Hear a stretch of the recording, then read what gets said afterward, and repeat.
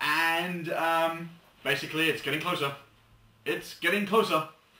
And then the surfer turns up. Yes. Alright, I'll just keep on talking. No, well, okay, yeah, and then he says, Johnny, go get it. And Johnny says, what? This is Dolce and Gabbana, or something.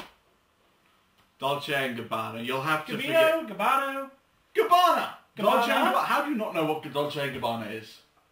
Do you know who Armani is? Yes, I know who Armani is. Well, the same. Then why you don't know Dolce and Gabbana? I don't know. It's the same kind of level. I don't. Well, do I have the money to buy stuff at that kind of level? Neither of us do, but it doesn't mean we have to be ignorant to it. Yes, it does. If you'd like to send us anything about Dolce and Yes, Gabbana, yes, please if you do. would. We'll give you our measurements at the end. Anyway, so yes, he says, I'll just do this quick bit because Go ahead. I'll do it right. He says, Man, this suit is Dolce and Gabbana. Johnny, I just got this suit. And then he runs off and he goes, flame on! And then there's an awesome chase sequence. Absolutely, and the surfer flies through buildings. That's cool. That's cool. That's just, It really was. You know. I like the chase sequence. It's great. And Johnny just kept his humour with the like, can we talk about this? And he was, no, just before he passed out, he went, okay, you win. And then just gets dropped through the atmosphere And and, then lands in a desert and That's sets it, the it sets the tent on fire, and he's sort of like drooled upon by a camel. Ah, It was camels. great fun. Camel cameos are always worthy. It was a good laugh. It was. It really was. But meanwhile, back at the Baxter building, a helicopter has gone awry. Oh, And they had that awesomely cool, because Sue first kind of goes, and she tries to slow it down, and then it's coming for Alicia, which is Ben's missus, and so there's that really, really cool shot where they show the props of the back of the helicopter just bouncing off his face. I really, really like that. I thought, good. that was a good money shot. That was really Yeah. cool. So yes, then sort of like the wedding. Oh dear. I don't think that wedding happens No, at all. no wedding. No wedding for you, Sue. No. But anyway, Johnny Storm returns to the Baxter building, and he's a bit, Yes. because of his encounters with the Silver Surfer, who we see, and is quite cool, and Lawrence Fishburne's voice, excellent. And Doug Jones's just sort of body acting really sells it, actually. It really does. He looked exactly like he did in the comics. I mean, exactly like he looked. People go, oh, it's just a cheap imitation of the T-1000. There are only so many ways you can do an all-silver being.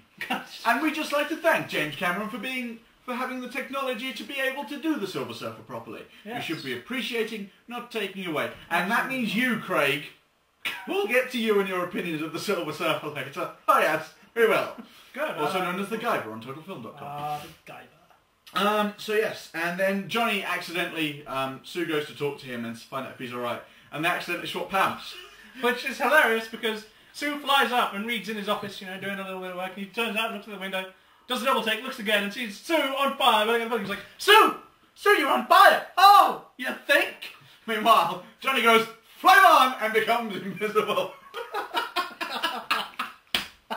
Which was great. Yeah, the power swapping is good fun. Anyway, Reed figures it out and says to Johnny, touch her. And he does, and then she's naked. He is naked. Because she wasn't wearing a Fantastic Four suit under her stuff, obviously. And so she's completely naked. I don't know, is Sue's one, because aren't they all made individually, like in The Incredibles, for their purposes? No, I think they're all made just to bend to whatever power it has. Maybe they are all individual. Maybe. I don't know. But then again, that wouldn't make sense with Johnny, would it? 'Cause he No. swaps it. No. So, yeah, you're probably right if she was wearing a thing. Alright. Okay. So yeah, so Reed goes kind of like, your encounter with the surfer has changed the thing, so... So the thing, just so Johnny goes, I'll do it. Boom! And changes power. He's like, that's cool. Little flame comes up. And Johnny's like, oh man, why would you do that? And it's, Like, change it back. And yep, it's fun times at the Baxter building. Anyway, It's onwards. fun. But meanwhile, Dr. Doom has found a hole. Oh, and in yeah, that a hole is the huge Silver twig. Surfer. Because I think the whole point of the holes was that was what Galactus could kind of put his fingers in. Yeah, and then... And leech we'll get out on the to hole. Galactus later. We have some issues. Those of you who saw the Amazing Spider Rants and remember Part 8 and remember Venom will probably know what's coming now. Well, later. Later. But Later. We walked out of the cinema. People were scared because we were ranting at each other. I was playing Devil's Advocate. It was really funny. Yes, we'll get onto that later. Yeah. So anyway, Doom meets the Surfer. Page 1, goodbye. Page 1, goodbye to page 1. Doom meets the Surfer, and he basically says, you know, join me, and rah, rah, rah, rah. And the Surfer says absolutely nothing and punches him through... Well, no, because he says, so like, why are you here? And the Surfer goes, everything you know will be gone. Yes, everything you know is at an end. Yes, that's what he says. And so Silver Surfer turns around, Doom's like, you can't ignore me. Woof. And so Surfer basically turns around and goes, fuck you! Fuck you! Wham! And whacks him back. And he not only Doom just flies through this wall, he literally just kind of evaporates for a bit, comes out against the wall going kind of, well, that was different. That hasn't happened to me for a while. Oh! So yeah, anyway, so yes, then we go back to the Baxter building. Reed and Sue are going, Sue is watching E, for fuck's sake, and so like, Reed goes, what we're all thinking, why do you watch this trash? and so they decide, worried about public opinion and, you know, wants them to try and have a normal life, which is cool, kind of like the comics. I mean, she went through a period like that in the comics. Because she wants to have children, which is understandable, very understandable. Absolutely, I can't wait till they introduce Franklin Richards. Oh my god, you can do so much with that character. I don't know if they will yet. I know they won't yet, but I mean, down the line. Oh yeah, true. And, but Johnny overhears this. Then Johnny overhears and tells Ben and Alicia. They're thinking about disbanding, and Alicia says, "Oh well, you know, it's kind of their choice." I mean, well, yeah, completely. Yeah, and that's all good. So yes, but then they have to go on a mission to the London Eye because Reed has worked out that where all these holes are appearing, and there's sort of like a pattern to them. So they go to London, where this next hole is due to appear. Now, London is my favourite city, so seeing it under any form of attack always makes me go, oh dear. But this was a step beyond your normal attack. I mean, yes, Doctor Who has broken Big Ben, but no one's ever toppled the London Eye. And that was a really cool scene. That was that was wonderful. That was great, and they all had to work together. And then, unfortunately, Johnny got a bit reckless and touched Reed, and he unravelled where he was supporting and it almost all went wrong. Yeah, but Sue's holding it up with her force field.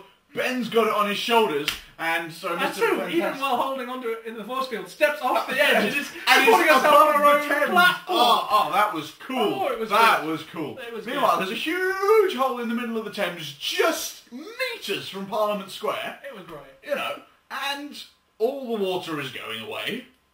And so Ben kind of pushed it on, and sort of like Reed goes, and he welds it together, and they save London Eye. They save it, but the general's like, you people are completely unprofessional. What, you call yourself a team? Is that what you can do? Rah, rah, rah. By the way, I should have been played by someone with more gravitas.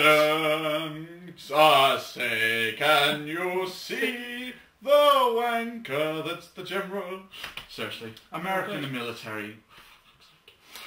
Anywho, so yes, they decide it would be a good idea if Doctor Doom, yes, that's right, ladies and gentlemen, Doctor Doom teams up with the Fantastic Four. Because you see, he's quite smart as well, and recently unfrozen from Latveria.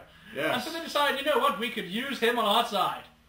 And Reed goes, what the hell are you thinking, you stupid, stupid general? I mean, I know you don't like me, but seriously, pairing me up with my worst enemy? This is ridiculous, and it is. It really, truly is. But then they've done similar stupid things in the comics, so I can sort of figure... Well, yes, it's the American military. They've done similar stupid things in real life. Yes. Hello, Armed Forces of America. It's not that we don't like you, it's just that, well... Well, your people in command make stupid, stupid decisions. Which I understand is not your fault, but never mind. Is it me, or with this thing behind me, do I look like I have a slight Mohican? You do look like you have a mohawk. It kind of suits me, doesn't it? That's kind of a mohawk there, yes. Anyway, moving on from the mohawk. So yes, Doom shows them the video of his encounter with the Surfer. Yes, which he's suitably altered to show that he didn't actually zap him. No, he showed he zapped him. Because he showed... Did he? Yeah, he showed the Surfer going back, and they showed that the power actually came from the surfboard.